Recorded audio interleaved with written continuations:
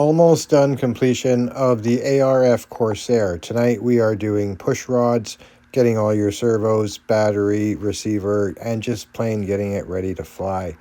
Starting off with the throttle, this one was a little bit tricky. Where the push rod exited the firewall was about 1.5 inches away from the actual lever of the throttle.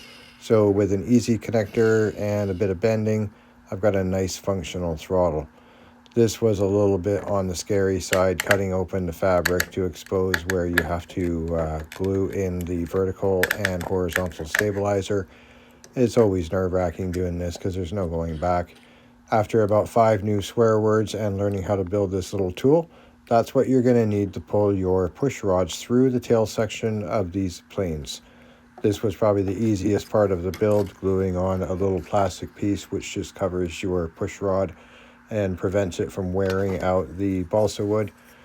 This was another one where you had to take a bit of a break and then get focused again. I had to slightly cut back the material that's going to expose the balsa wood that you have to glue into the vertical and horizontal stabilizer. I did this a 1/4 inch strip at a time. The last thing I wanted to do was cut off too much and then see a chunk of wood exposed from the beautiful airplane that I'm trying to build right now. So it was actually a little bit of a process, and in the end it looks great.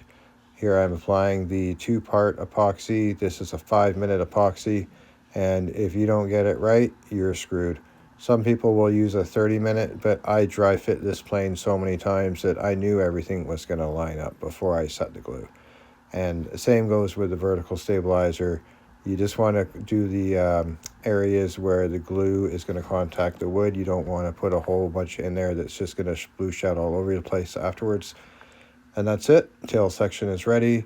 Servo arms, everything's all connected and all set, ready to go up into the air. I just have to put the cowling on and cut a hole for the exhaust. Everything works. I've already hooked up the wing. Control surfaces are going in the right direction. I have not done a range check, and I have not done all the expo yet. So tomorrow, guess what? Yep, you guessed it. Tune in.